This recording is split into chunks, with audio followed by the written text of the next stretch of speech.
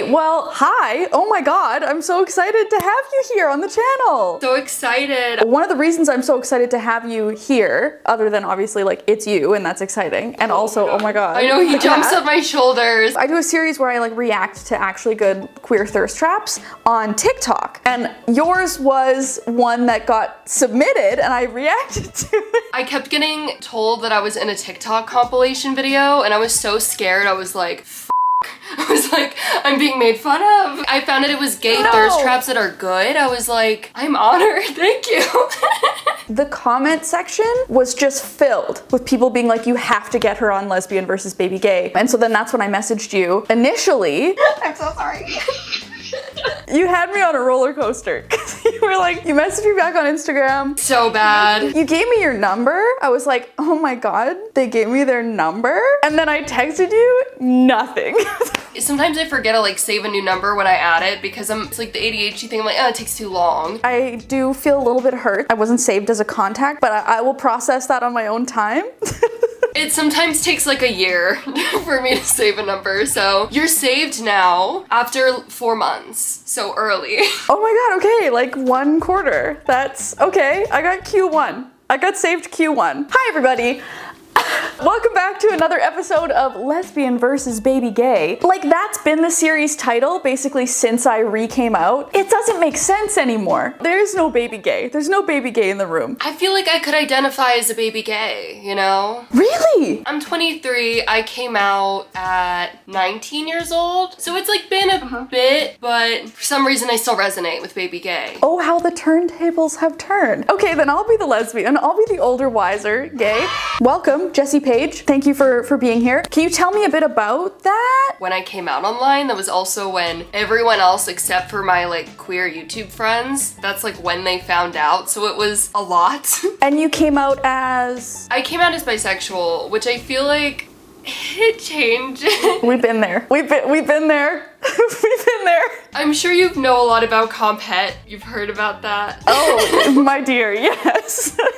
It ran 28 years of my life. When I think about guys I like, it's celebrities. Like the K-pop boys and Harry Styles, you know? Isn't part of compet is like, you know that it's unattainable, / like you don't actually experience dating them. You're just like, oh, like this is beautiful. Have you heard of aesthetic attraction? The idea of being aesthetically attracted to somebody?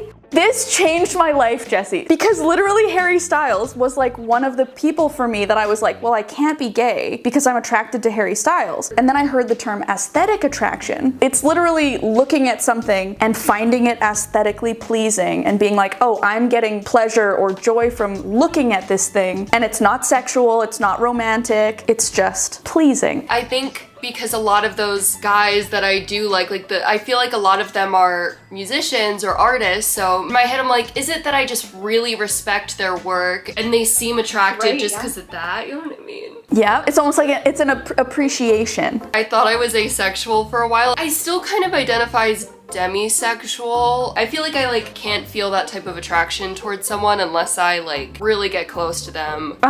Whereas so many people have had like so many experiences while they're young, like I never even thought about that. Like I don't even remember having crushes growing up. It wasn't even like a crush with One Direction. Like I read like the gay fan fiction. Yes.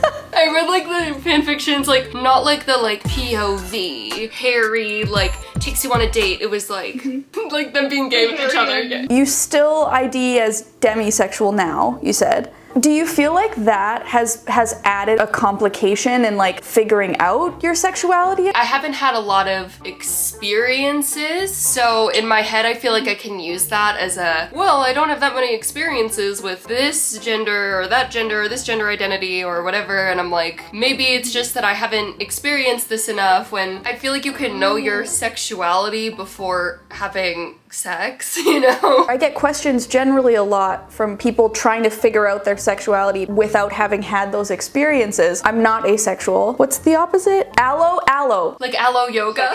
Oh man, I don't know. I don't know what kind of yoga you're doing. We've got the demisexual at the allosexual yoga. That's interesting. So as an allo, is it allo? I don't want to be getting this wrong. Yeah, I think it's allo. As an allosexual person, I figured out my sexuality as best as I could within myself, and then having experience is just validated, like having sexual experiences, having relationships has just validated those things that I already knew. And so if you're somebody who's less interested in having many different experiences, I would imagine it adds a layer of complexity to like figuring out the labels, or like figuring out where you feel comfy. I totally agree with that. What would you say to somebody who is IDing as asexual, demisexual, somewhere on the ace spectrum, who's also trying to figure out their sexuality? Like, how do you navigate that? Like, I know a lot of straight people that have known that they're straight without having sex, so it's like, why do queer people have to like go that extra mile and prove it? And it's a very different pressure that you have, you know, compared to a straight person. Like, straight people aren't like, well, you haven't had sex. How do you know you're straight? How do you know? Yeah, Okay, we should get into the questions.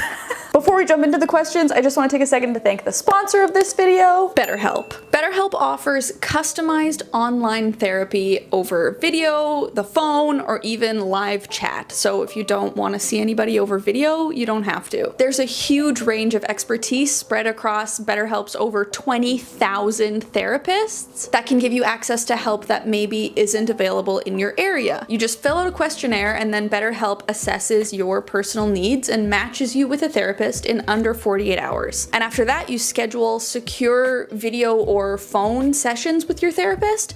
You can also send them unlimited messages, and of course, everything is completely confidential. I have been... I'm in chapter 3, y'all. We're in year 3 of the re-coming out process, and it's a new era. It's almost like I had to come to terms with and process my sexuality, my sexual orientation. And then I kind of thought that was it, when what's really happening is just so much more work to be done around the past than I would have ever anticipated. Hashtag therapy.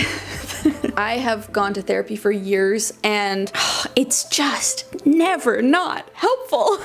I can't recommend it enough, and that's one of the reasons that I keep working with BetterHelp and that I love working with BetterHelp. They make therapy accessible, and they remove so many of the hurdles that are in place for those who are interested in starting therapy. And you can get 10% off your first month if you use my link, betterhelp.com/Alayna. It's also linked in my description. All you have to do is click the link, sign up, and you're taking the first step in taking charge of your mental health, of topping your mental health. I would recommend you give it a try. I went over on my Instagram. If you don't already follow me on Instagram, what are you doing? That's where the magic happens. What are you doing if you're not? Yeah, what are you doing? What are you doing with your life? Ew. You should really be rethinking that if you're not. You come on my channel and just gaslight this shit out of my audience. We're like, it's not bad if we admit it. Let me start with this question here. Trigger warning, you guys have both talked about body image. Can you discuss how this affects many queer people? So basically, like, I started watching your content around disordered eating and body image and all of that because I've had my own storyline with that, as like so many people have. So first of all, I think it's just incredible the way that you've shared your journey, with all of that. As a queer person or not, it's really helpful and beautiful and vulnerable. That means a lot. First of all, has there been a relationship, and like what has that relationship looked like for you between body image, disordered eating, all of that, and queerness? Do you feel like those things are related at all? Sometimes when you date like other cis women, I've had a few relationships where it's been a little competitive almost. It's a little easier to compare yourself. Like if you have two people that have that issue, you can like directly compare each other. You almost trigger each other. Yeah, and then I love wearing like dad shirts and suits and all that, and I feel like I had to have a certain body to wear that, if that makes sense. Like kind of like that thin, white, androgynous trope. And like to wear certain masculine clothes and like play with gender identity. I was like, oh, like I can't have boobs while doing that, which like isn't true at all, you know? Yeah, but these are the things that we're inundated with. I've been really lucky, I guess, in that the people that I've dated have done nothing but celebrate my body. I do think as a whole, I think the queer community honestly is more accepting of different body types and scars and acne and all different hair types. armpit hair, you name it, not shaving. No one here cares. This person says, most awkward baby queer moments. I feel like this is fair game for me to talk about for sure. This person I went on a date with before I was out online, basically on this date, this person told me that they had a dating podcast and I was not out yet. I was 18 years old. They were a lot older than me. And then a year later, I randomly remembered this person at a dating podcast. Oh, no. And there was an episode called, it was a name very similar to Jessie. It's like an hour long and like this person is ripping me apart for being 18. And it was just like... Wait. They're ripping you apart for having an age? What does that even mean? I think that they were embarrassed that either that I ghosted them or that they went on a date with an 18-year-old. But like also then don't publicize it online and you could just be like, I just didn't know Jessie's age. I was like, I mean, if that's only criticism, but it was... Okay, subtle flex. Did they know that you had a social media presence when you were on the date? They didn't know that. I don't know. That makes it so gross though. Also like subtly kind of outing me. Yeah. It's a very LA thing though. Not every queer person is a dating podcast where they're just gonna be mad at you for being 18. Yeah, how dare you be the age that you were when you set the date up and then you're still 18 when you went on the date? Oh, how dare you. First girlfriend story time or first girl kiss? Question mark? First girl kiss was in high school. I think it was like in like my band room. She was teaching me ukulele and I think I was teaching her guitar, which is the queer experience. So gay. That's so gay. It's unbelievable. I think she told me she liked my 21 Pilot sticker. This is your first girl kiss story and your most iconic gay moment story, all in one. Honestly, once someone tells you they like your 21 Pilot sticker, serious. You move in, you get the U-Haul truck. Okay, so she says she likes your 21 Pilot sticker. You're teaching her the ukulele and the guitar, like the gayest instruments that exist. Or no, is the clarinet gay? I could see the clarinet being gay as well. I can honestly like any of them. Music is gay. I think just like being in band is gay. Playing an instrument is gay. Is gay, yeah. So who initiated the kiss? I think it was definitely them. I thought I was asexual. I didn't even think about anything else. I was like, I'm just here to exist. You're like, I just want to learn the ukulele. I just want to learn the ukulele. I was like, oh shoot, I didn't know I'd get a gay awakening. Actually, somebody asked that. That was a different question I saw, was childhood signs that you were. See, mine were internalized homophobia. I loved the show Pretty Little Liars, and I remember my friends and they're both gay now too, by the way. I don't care about watching two boys kiss, it's great, it's whatever, but watching two girls kiss, it looks wrong. Isn't that weird? Oh, that's interesting. So it was the two girls kissing was triggering something was happening for you, and you were like, no, that's the thing that makes me feel uncomfortable. Yeah. I remember having conversations with this one person from my high school. I remember sitting around a fire and this person talking about sleeping with women for some reason. And I don't even know why we would have been talking about that. And I remember her saying oh, I could never sleep with a woman because vaginas, right? Vulvas. Obviously not all women have vaginas, but she was saying that the idea of interacting with somebody's vulva was oh, I could never. And I remember kind of thinking I don't know, it doesn't sound so bad. Now, we're both gay. It's interesting how sometimes the biggest sign of being gay is just the absolute denial of that you could ever be gay.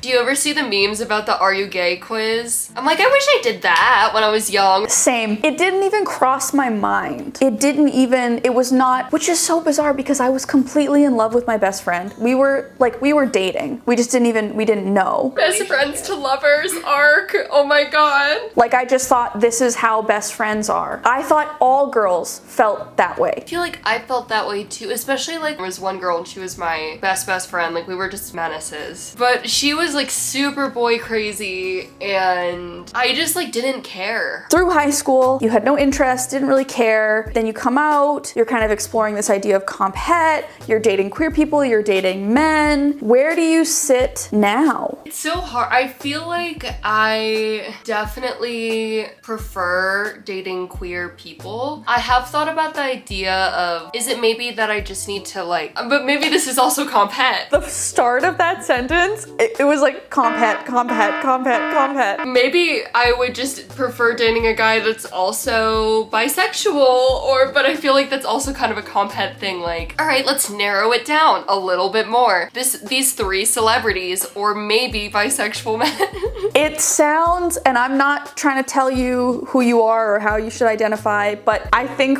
if you're trying to talk yourself into, there's gotta be some situation where I would be happy with a man. If all these criteria were met and it was exactly like this, perfect. See, I'm so not gay, me. I see like the really sweet gay married couples and I'm like, I want that. So cute. This is what I want. Did you question your sexuality at all even after having been with a woman? That kind of plays off what we were talking about earlier, this idea that like you have to have these experiences to validate your sexuality. But what happens if you have these experiences and you still feel unsure? Which is totally fine, by the way. I think that's important to talk about too, because not everyone is gonna have one experience with a woman and it's gonna be this amazing, perfect thing and you're gonna feel completely validated and sure. That's also not how it always goes. Huh, that's a really good... I definitely have kind of had the moment when I've dated someone that's a woman or someone that's non-binary and I'm just like, I definitely don't have the same thought that I have a lot of sometimes when I date guys where I'm like, damn, sometimes I kind of miss dating within the queer community. I'm like trying not to come off too. I know, you're like tiptoeing around. Everything I say is like comp het red flag. You're like, it's so weird. When I date queer people, I'm totally content. When I date men, I feel like I'm missing something. But like, I don't know, maybe if it was Harry Styles.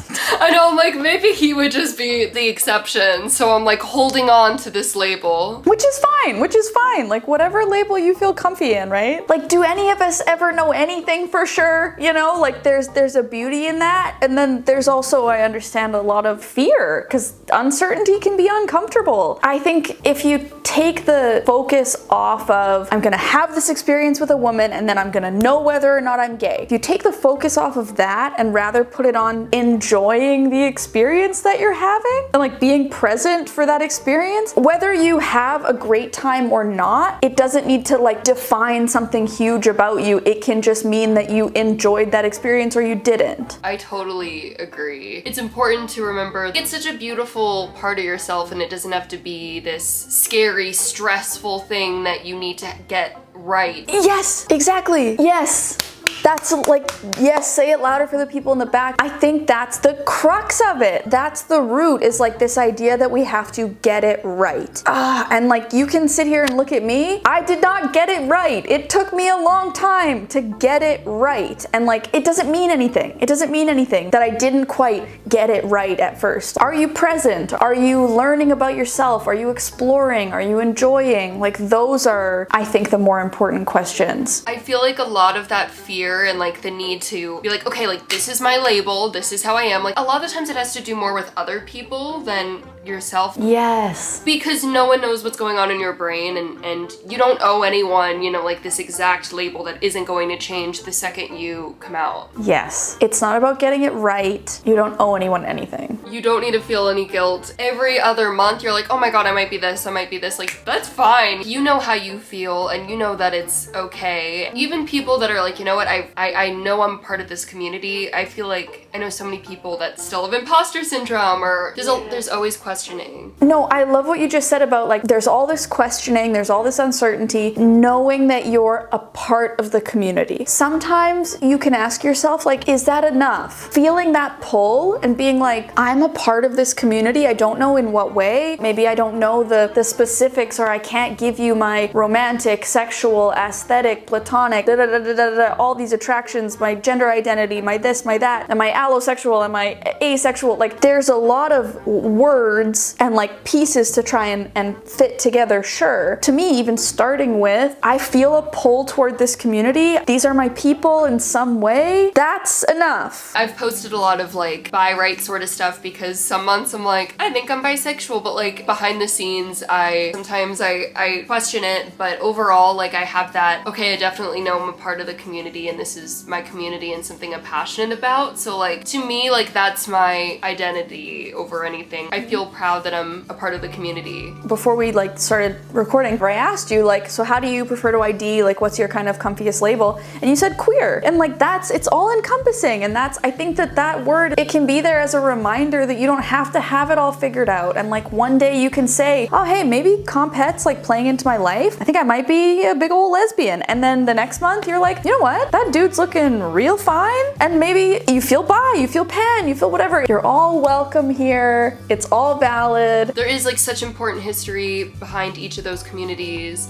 It's more of just like I don't know where I am. I love you all. I just don't know. Right, like, I love you all. I love your flags. Beautiful, great work. I will watch from afar. I'm like, those are all different lunch tables, and for now I just kind of like... You're at the buffet. Especially with just identifying as queer, I get scared that people are going to think that I'm scared to identify as lesbian or just as bisexual. Okay, but Jessie, the advice you just gave, like a few minutes ago, was that we get caught up in deciding our labels based on what other people are gonna think. And now you're saying, well, I'm comfy with queer, but I don't want other people to think that I'm da-da-da-da. What did you just tell us? If queer feels comfy for you. And also like queer's reclaiming a slur, which is really great too. It feels powerful. Yeah, it's really cool. I think we should wrap this up. We've been talking for so long. I think that's where we're gonna leave the questions for today. We're definitely gonna do this again. So if you're not already following Jessie, make sure that you go over to their channel and Instagram and everything. Like I said, it's linked in the description.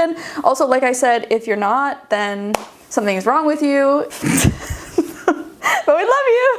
And another huge thank you to BetterHelp for sponsoring this video. Remember, if you use my link, betterhelp.com/Alayna, you can get 10% off your first month. And as always, an extra thank you to my VIP patrons, my vitally important producers. We don't gaslight you. No, you are lovely and perfect in this world. And that's it for this video. I hope you guys enjoyed it. Thank you so much for watching. I love you very much, and I'll see you in the next one. Bye! Click that link and get topping your mental health. Not like... Well, you know, maybe therapy will help you get topping. Once you get comfortable with yourself, then you get topping. For some folks, once you get comfortable with yourself, then you get bottoming, you know? Therapy will help with it all.